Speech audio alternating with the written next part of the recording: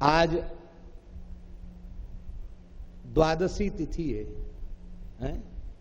आषाढ़ कृष्ण द्वादशी, और आज एक गीता के महान उपासक दिव्य संत की तिथि है, पूज्य श्रद्धेय स्वामी श्री राम सुखदास जी महाराज की। आज की तिथि है ना, आज स्वामी जी की तिथि है, जिनकी पहचान ही गीता के रूप में थी। साधक संजीवनी क्या कहना महाराज, अद्भुत है। कलयुग में आयु का कोई प्रमाण नहीं है, क्योंकि यहां तो गर्भ में ही बच्चे मर जाते हैं और बाहर आने के बाद भी मर जाते हैं।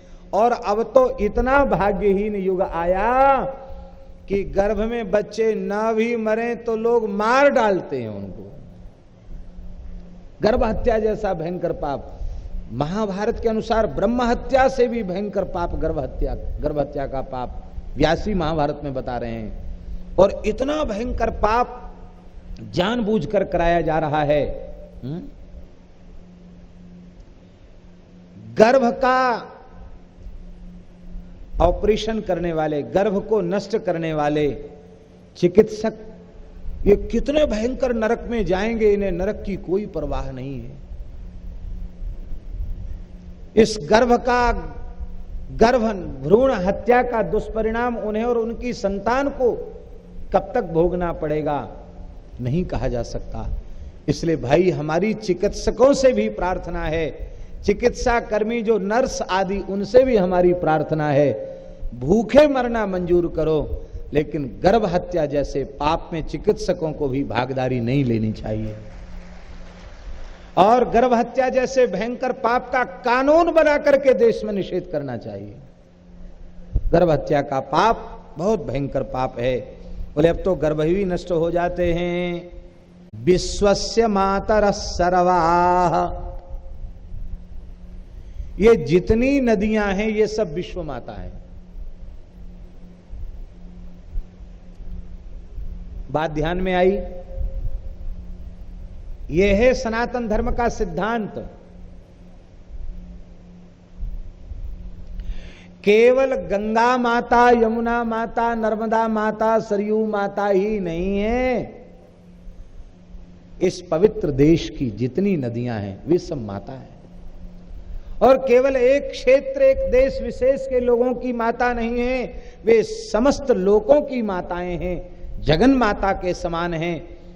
ये सिद्धांत यदि हम लोग स्वीकार कर लें कि ये माताएं हैं, तो माता में माताओं के पुत्र क्या माताओं में मलमूत्र छोड़ेंगे क्या, उसमें गंदगी करेंगे क्या, नदियों को दूषित विषैले फैक्ट्रियों के जल से मलिन बनावेंगे क्या?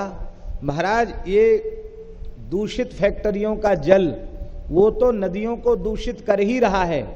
सबसे अधिक भारतवर्ष की नदियां यदि दूषित हो रही हैं तो ये पशुओं की बधशालाएं जो हैं, उन बधशालाओं में जो मांस धोया जाता है और उसका जो दूषित कई हजार गैलन जो जल जाता है, उसके कारण इस देश की नदियां अत्यधिक दूषित हो रही हैं।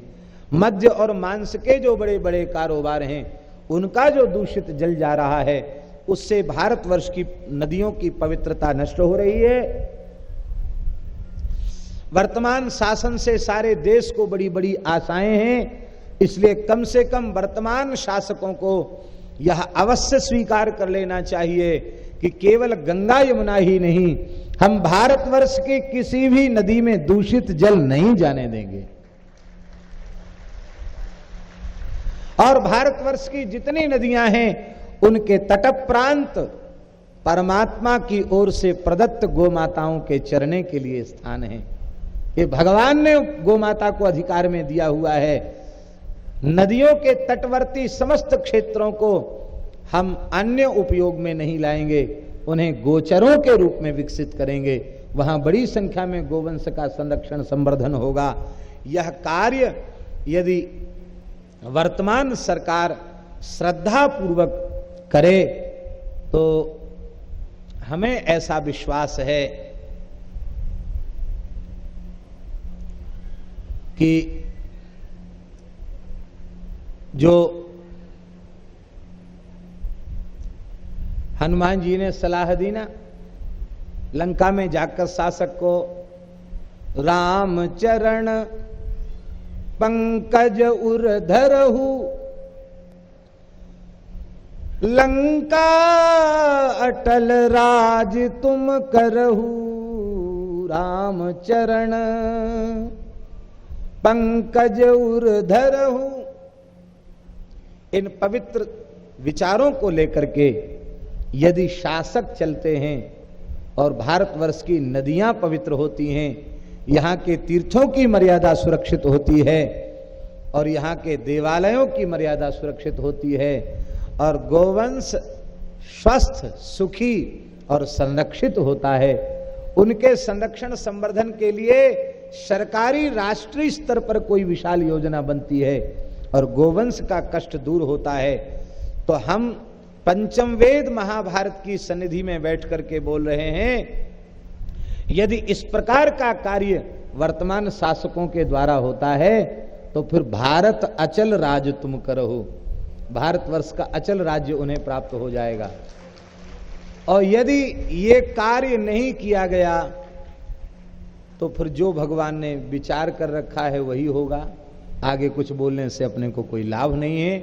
बाकी ये जरूर है कि वे बुद्धिमान हैं, समझदार हैं और जिस आशा से भारतीय लोगों ने खुलकर के उनके पक्ष में जन्मत दिया है, उस जन्मत का आदर करते हुए इस देश की भारतीयता, राष्ट्रीयता, अखंडता, अक्षुण्णता, यहाँ की नदियों की पवित्रता, यहाँ के मठ मंदिरों की पवित्रता और भारतवर्ष की अस्मिता का प्रतीक जो श्री राम मंदिर निर्माण का जो महत्वपूर्ण प्रश्न है, इन समस्त प्रश्नों पर वर्तमान सरकार को ध्यान देना चाहिए और खुल करके आगे आकर के यह कार्य करना चाहिए। हमारा विश्वास है ये सब काम सभी लोगों के हित के काम हैं। यदि ठीक ढंग से ये काम किए जाएंगे तो जिनका हवा खड़ा किया जा रहा है कि वे विरोधी हैं, वे भी भारतीय हैं, वे भी बुद्धिमान हैं, वे भी यहाँ का अन्न जल ग्रहण करते हैं। हमें विश्वास है यदि शासक ठीक से समझावें तो जिन्हें हम विरोधी मान रहे हैं वे आगे बढ़कर के इन पवित्र कर्मों में अपना सहयोग अर्पित करेंगे। लेकिन इसके लिए हमें ठीक से समझाना चाहिए।